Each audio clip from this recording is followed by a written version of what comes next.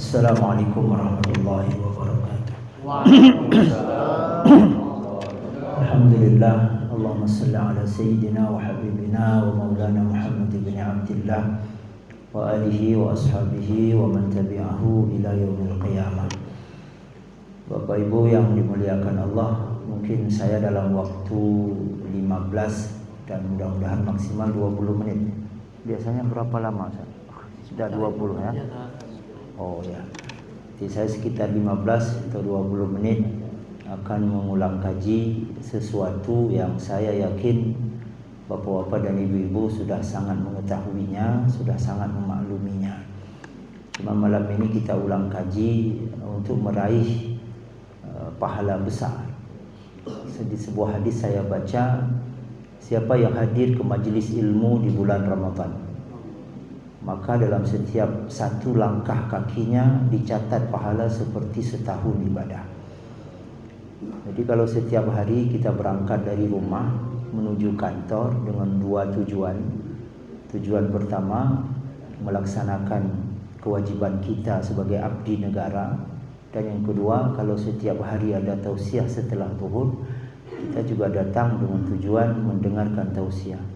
Coba bayangkan kalau yang datang dari Ketapang, itu kalau jalan kaki berapa ribu langkah ke sini. Mungkin ada lebih jauh lagi dari situ. Maka Bapak Ibu sekalian, sebenarnya sungguh sangat sayang sekali Allah kepada kita. Cuma kadang kita yang kurang mahir dalam memanfaatkan kesempatan yang Allah berikan kepada kita. Kita kadang tidak pandai menempatkan sesuatu pada tempatnya. Misalnya sedang makan main handphone. Atau suami istri sedang bersama, suami main handphone, istri main handphone. Lalu kapan kebersamaannya? Jadi pandailah kita memanfaatkan suasana. Oh ini sedang makan, oh ini sedang diskusi, oh ini sedang waktunya pegang handphone. Karena masing-masing ada waktunya.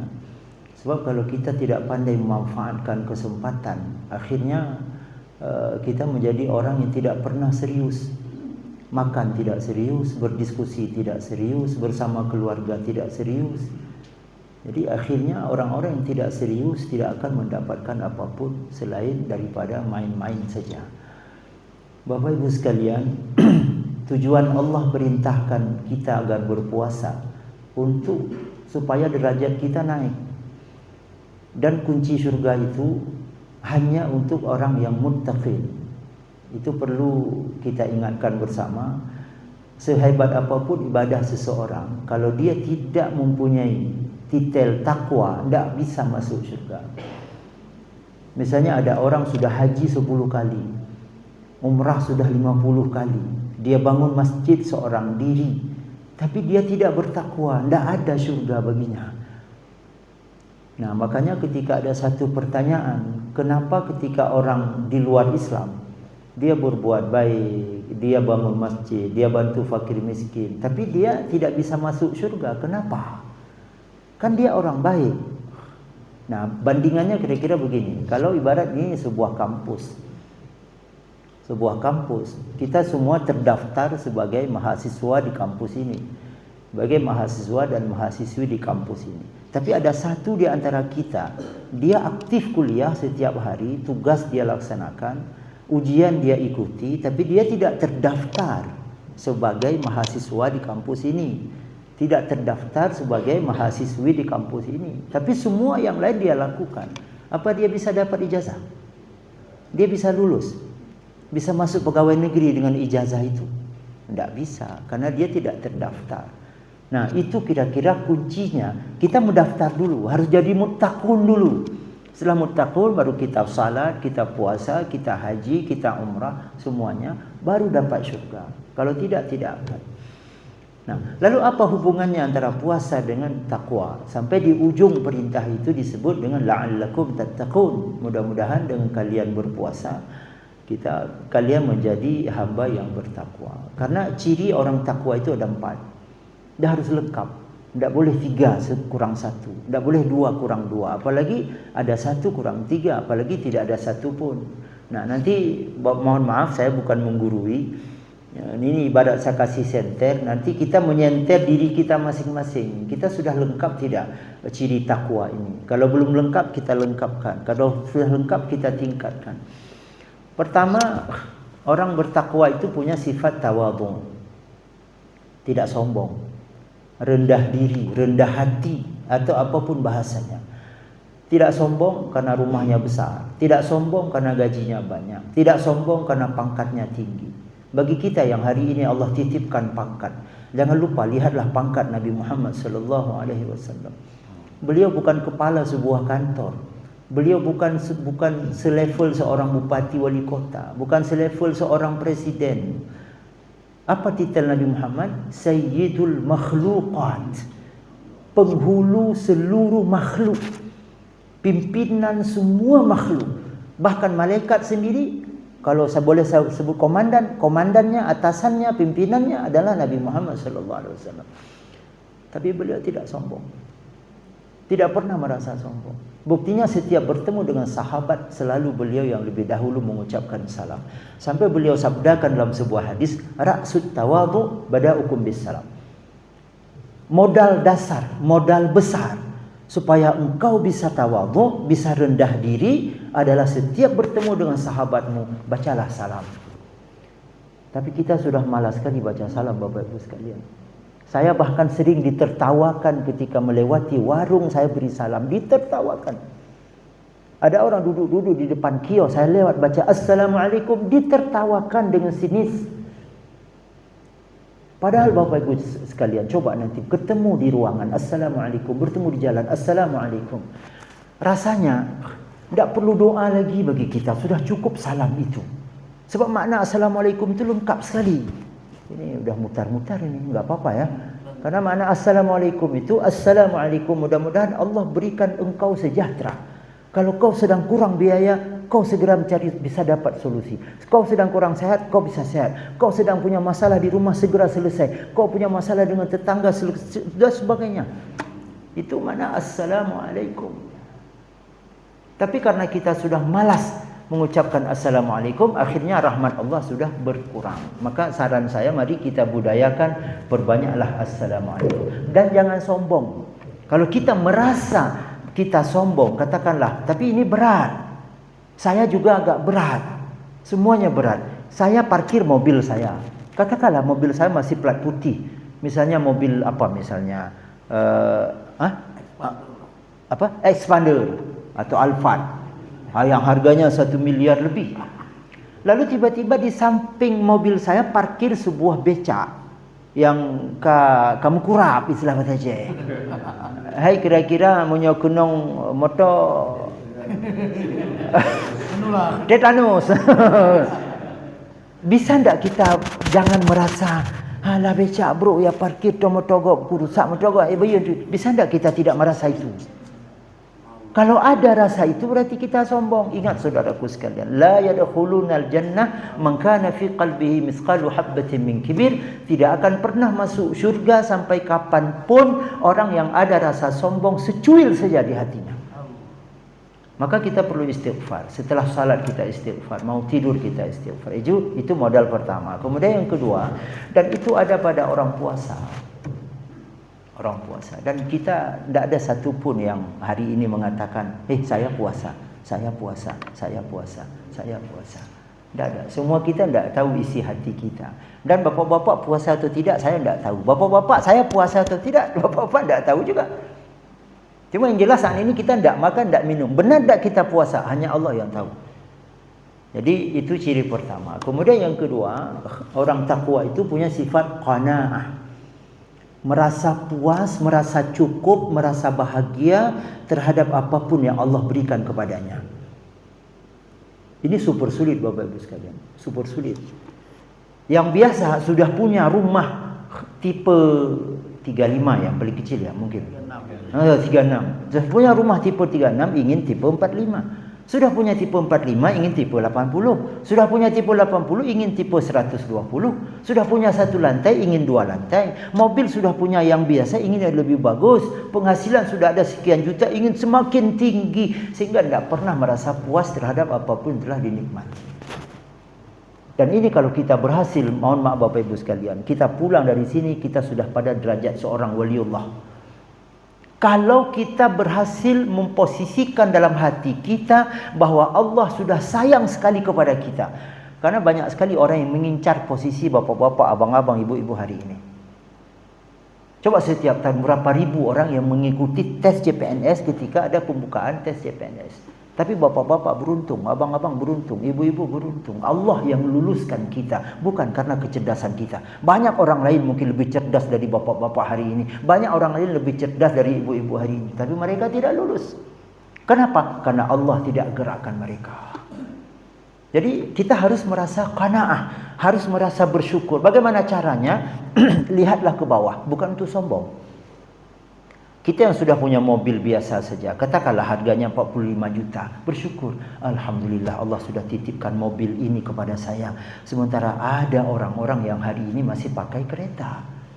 Yang pakai kereta baru, lihatlah kepada orang, bukan untuk sombong, tapi untuk bersyukur. Alhamdulillah Allah titipkan kereta baru ini kepada saya. Banyak saudara saya masih menggunakan kereta lusuh. Saya alhamdulillah sudah punya rumah, banyak sahabat saya masih numpang di rumah mertua. Dan lain sebagainya. Jadi harus merasa qanaah. Kalau tidak akan pernah puas Bapak Ibu. Yakinlah, dan bisa dicatat dalam hati kita masing-masing sebuah kalau saya boleh sebut pujangga, kata-kata pujangga, kata-kata hikmah, bahwa orang mengejar harta itu ibarat orang minum air laut.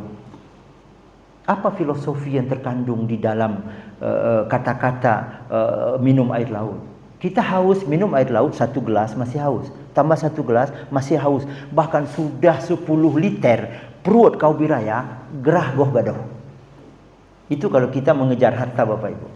Sehingga saya merasa heran ketika ada oknum, maaf nih cerita oknum. Dia terdaftar di 3 kantor. Bagaimana rakusnya dia. Ini biasanya oknum yang bekerja di kantor swasta. Dia terdaftar di kantor A, dia terdaftar di kantor B, dia terdaftar di kantor C.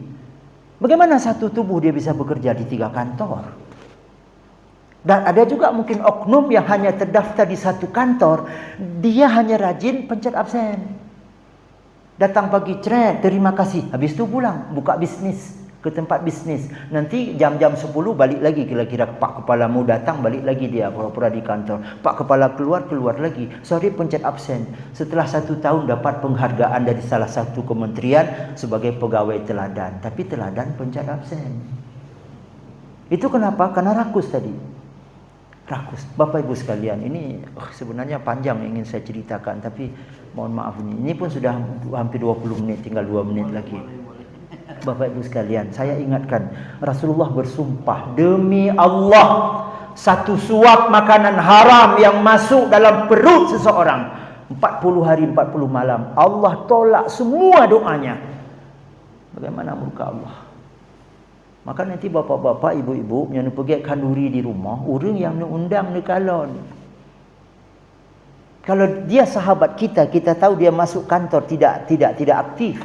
Gajinya diambil, berarti ada uang haram masuk. Gara-gara dia kanuri kumak dan yang nadru. Dia dah bloga bu, dah bloga main, dah bloga lemah.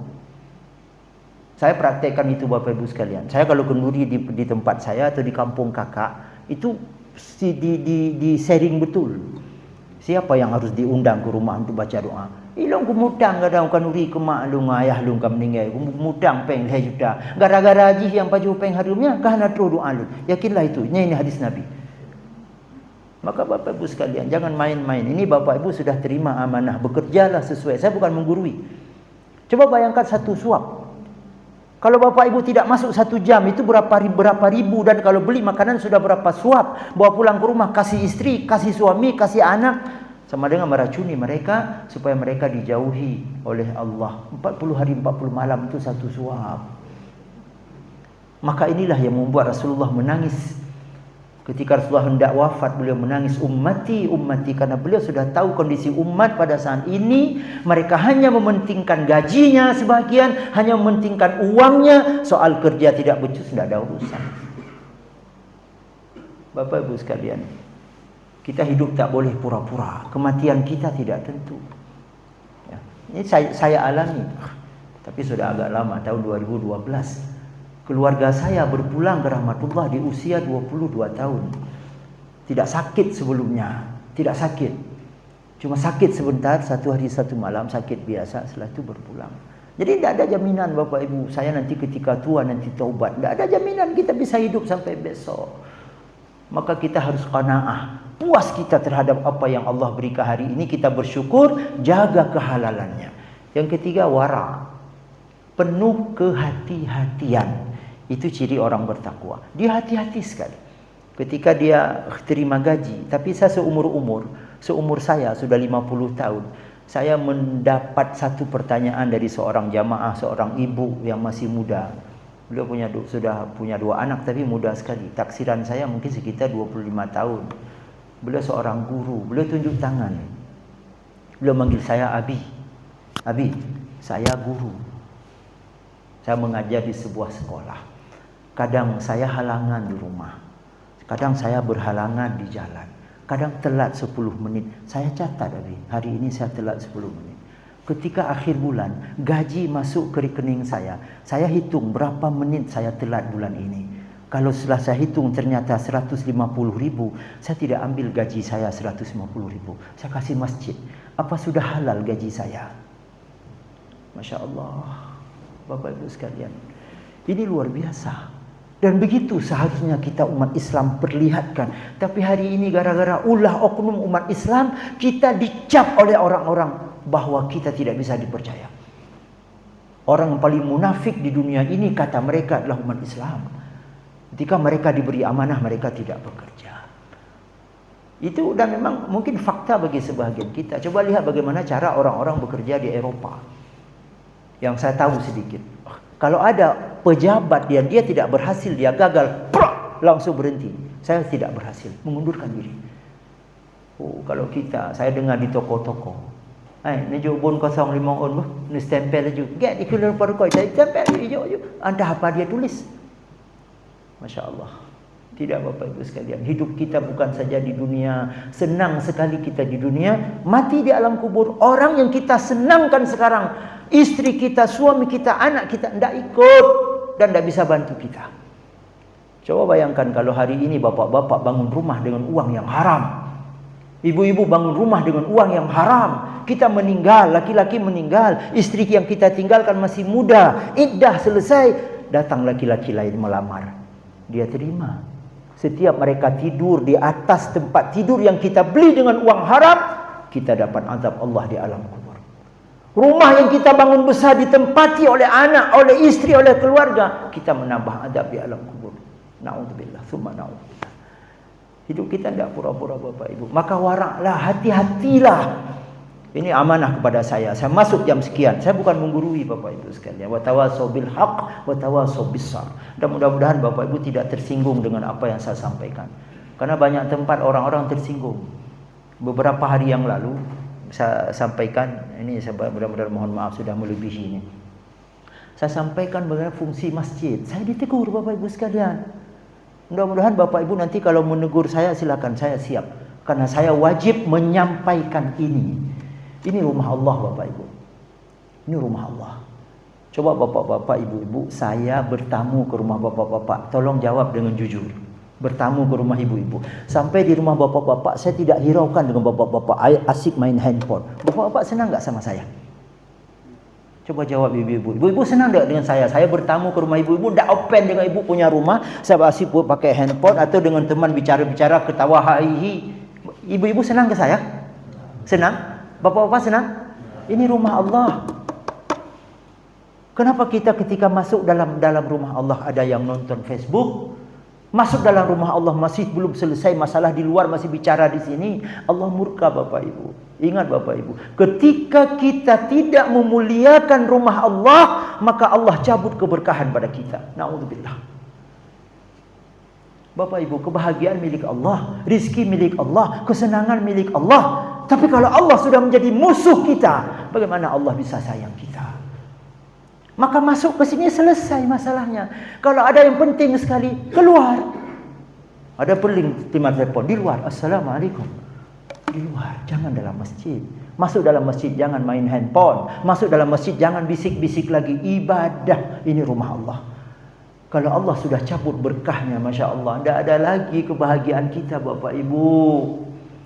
Coba bayangkan, saya meneteskan air mata ketika seorang ibu menangis, hampir menangis di lutut saya.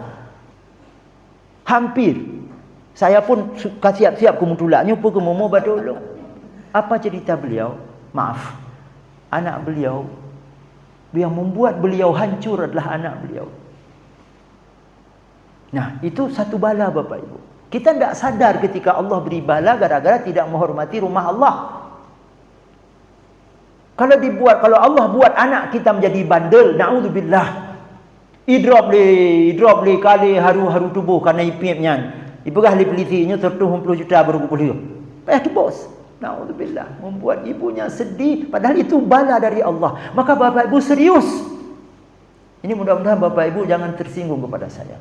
Tapi setelah ini saya sampaikan di sebuah masjid, saya dipanggil dengan marah. Tunggu, baik dua dia. Nyeduk dia. Nya menyelegennya ngepegah kosong masjid tu. Lu tahu apa pasal kosong masjid? Pun menjaklah masjid, menjak main HP. Menjaklah masjid pun yang main kem-kem hayu. Maka saya hampir mau menyarankan kalau menikah jangan dalam masjid lagi. Masjid sudah tidak sakral lagi. Masjid raya sudah menjadi tempat selfie-selfie. Bapak Ibu, kita yang dakwahkan ini, kalau ada sahabat ngajak bicara, shh. Nah, kemudian satu lagi, mubazir ini sudah merajalela, Bapak Ibu. Orang-orang menganggap perkara kecil, jak bakanuri leboh bulele tingainan, leboh fiel hekrak tinggal 2 kerainan. Masya Allah, Bapak Ibu, kalau itu termasuk kita, ayo coba kita bawa perasaan. Kalau kita yang buat kenduri, bapak-bapak, ibu-ibu yang buat kenduri, waktu taksirnya perlepen 10 juta. Yang punya 20, 10 juta ngutang. Lalu saya datang, kalau lon boh-boh makanan, narela. Halalah, gok lagi nyancit. Jangan buang-buang makanan Bapak Ibu. Saya ngeri sekali. Saya baca di sebuah kitab, apabila umat sudah merajalela mubazirnya, maka Allah akan timpakan bala kepada mereka, akan meninggi harga barang sehingga mereka melarat untuk membelinya. Nah, nyukat roh bukan? Ini gara-gara mubazir. Maka Bapak Ibu jangan mubazir. Sajak bahkan urigop, habis 2 gupai bu. Boh panah habis sikrak dah boh. Si rendang habis sikrak dah boh. Pajuh pun habis. Waktu buka puasa lagi nyancit. Bek bulu. Ia nyoblo. Ia je blo pun yang tu. Beli semua. Sampai 5 gelas di depannya. Akhirnya minum 1 gelas, 4 gelas dibuang. Itu mubazir. Bagaimana murka Allah? Innal mubadzirina kanu ikhwana syayatin. Sesungguhnya orang-orang yang mubazir itu salah sahabat dekatnya syaitan. Maka Bapak Ibu, kita ajarkan anak kita ketika buka puasa nanti. Nak, jangan tinggalkan nasi. Taruh sikit nak, makan habis nak. Rasulullah kalau makan tak ada sebutir nasi pun yang tertinggal. Kenapa kita buang-buang? Tapi apa yang kau berak?